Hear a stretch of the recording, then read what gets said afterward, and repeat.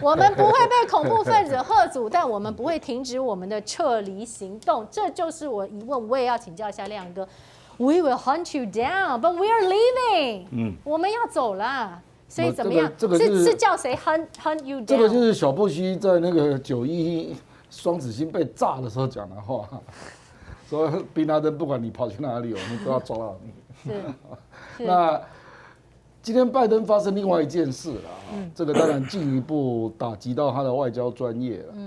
就是他们因为塔利班目前有部分在防守机场嘛，那结果美国为了要方便那个辨识，说哪些人是帮我们工作的，对，结果美国居然把那个阿富汗的相关名单交给塔利班。对啊，那结果国会跟军方都觉得不可思议嘛，说你怎么可以完全信任塔利班呢？塔利班搞不好一转手，这个就变成是刺杀名单啊，死亡名单，因为上面有他们的住家的资料嘛，等等嘛啊。那很多人都不可解，说，拜登你到底有没有搞定塔利班，你才离开了？那因为他们认为已经有很多人不断的在各地被追杀嘛，那显然人家手上有资料，就说谁帮美国工作啊。而且这个谁帮美国工作的估计人数越估计越多了，远超过拜登的预期了。本来以为大概最多加上家属大概就10万人，那现在估计可能到将近20万人。所以这里就变成你情报是错误到已经不知道该如何说是好了。就是说，你不是你说你到机场有一个安全通道吗？不是跟塔利班讲好了吗？对不对哈？是。然后你现在才发现，塔利班原来内部是很冲突的，有鹰派有鸽派啊。那也许他认为他跟卡布尔这一进来的这些，所以我们是2.0啊这一批啦哈。现在就让人家觉得说，你是把塔利班都当成2.0啊？事实上恐怕不是如此哦。就说比如说 IS。还有我们说盖达现在还没出手啊。对呀。我们现在是看到 IS 出手啊。事实上 ISISK 是 ISIS 的中亚跟南亚的分部而已啊。那背后有没有巴塔的力量，现在还也不知道啊。可是就是很明显啊，就是因为塔利班他拿到政权嘛，所以他当然希望国际承认嘛。是。那如果他要得到国际承认，他就必须兑现承诺，把恐怖分子赶走。对，那盖达完全切割清楚。那盖达跟 ISIS 怎么办？因为他们就是把阿富汗当作他们的庇护所嘛。所以在那个我坦白说了，就是说在跟阿富汗政府军还有美国在这个战争的过程中啊，是不管是盖达啦 ISIS 都曾经是盟友了。可是这个叫做引狼入室嘛，因为你那个时候就想说我要把美国打败，我要把美国赶走。我要把阿富汗政府军搞下来，所以不管谁啦，谁帮我都愿意嘛，我都支持嘛。所以为什么宾拉登长期会在阿富汗，这个是可以理解的嘛？因为宾拉登也非常讨厌外来势力啊，他讨厌美国啊，讨厌苏联啊，对不对？那也帮塔利班作战啊，不是吗？所以变成说盖达跟 IS 他们都曾经合作过，对。可是因为鸽派鹰派的冲突了哈，那现在他们就觉得说你拿到政权了哈，你要吃香喝辣了哈，那你要把我们赶走了哈，以便去跟美国那些大国交代了，是，因为你要得到国际承认嘛。那坦白讲，他也有他的内在的需求了，因为你没有得到国际承认，你央行那95亿美金拿不回来嘛，也拿不到啊，这很现实嘛。对，还有那个海外的汇款没有办法汇款嘛，所以你现在整个银行几乎是停止运作，对。所以，我坦白讲，塔利班现在就是痛苦，他跟拜登一样懊恼。我跟你讲事实上对塔利班来讲，最好的局面是，你美国31号你就撤军，撤走，那我会保证让欧洲人和平离开，因为欧洲人跟塔利班的那个矛盾没有那么深，对，所以塔利班他已经承诺了，他说反正你美国你一定要走，8月31，然后接下来我保证让欧洲人和平离开，那一切局面我都掌握，这个是塔利班想的最好的局了。是，那 IS 当然不要让你那么如愿嘛，不要把我们一脚踢开。因为你如果让美国那个顺利撤军，然后欧洲人也离开，然后你接下来就要跟北方联盟开部落长老会议了，对呀，那你们就要成立联合政府了嘛，不是吗？那接下来哪有 IS 的份啊？对，哪有盖达的份？是，坦白讲，这些人也不一定是阿富汗人啊，他们是混杂的嘛。所以他们也要位置，对不对？坦白说，就是政治的目标不一啦，所以才要弄这个。塔利班要巩固政权嘛，要稳定政局嘛。这些人他的理想是像 IS 那种理想根本不可能实现的嘛，他要重新恢复旧的伊斯兰国大伊斯兰的大国呢，还要合并很多国家呢，是，所以这种根本不承认领土疆界的这种伊斯兰运动，它必然是具有恐怖性的嘛。那盖达大家更清楚嘛，盖达组织它的目的就是要消灭美国啊，是，他认为美国就是他们最大的敌人、啊，仇恨很深，所以赶走，所以他并没有哪一个地方说他要落下脚来，要建立政府，他们不是这样的一种政治运动嘛。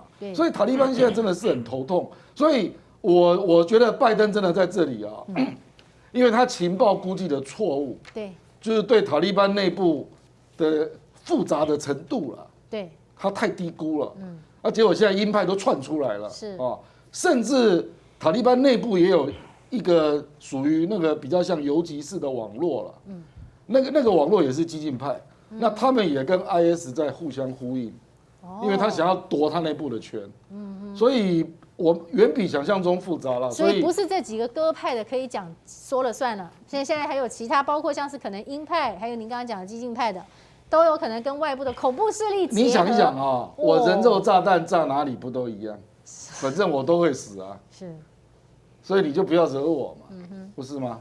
是，我跟你讲，因为我最近在看盖达的历史啊，他那个911大家是抢着排队要去干那个任务，哎，911其实算一算也快到了啊。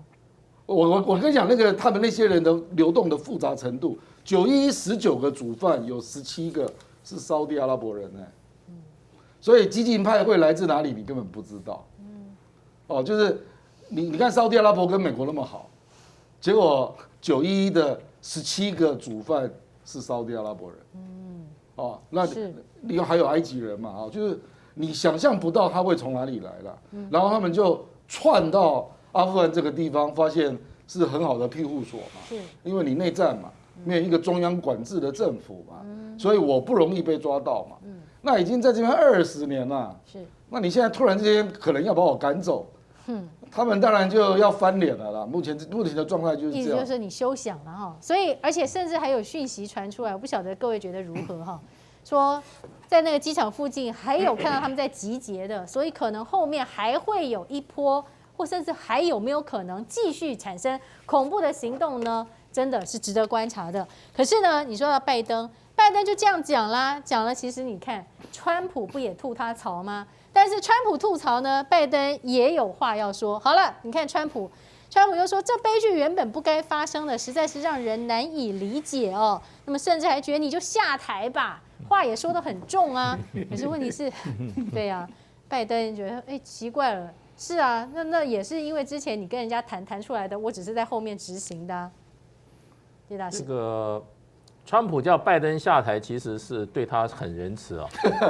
对，像因为事实上共和党像这个福斯 Fox News， 他们提出2点啊。是第一个是要怎么样？要这个弹劾，也就是经过这个国会的这个投票把他赶下台哈。有共和党的议员，共和党议员，那 Lindsey Graham 很早就提出来了，大概已经提了1个礼拜哈。对。那另外一个呢 ，Fox News 后来他说要把它 martial law， 就是军法审判。对。你说，所以说这样比较起来，川普还是比较仁慈嘛。那可是现在这个事情共和党是抓到了机会了。因为如果没有这么混乱的一个撤退计划，就不会有那么混乱的一个喀布尔的国际机场。是没有那么混乱的一个国际机场，那个环境对，也就不会有 IS 下手的机会。那所以今天这个情况真的，你说要归责任的话，我们今天很客观的讲的话，你把这个撤退搞成今天这个局面的话，谁把这个撤退搞成今天这个局面的话，谁就应该要负责。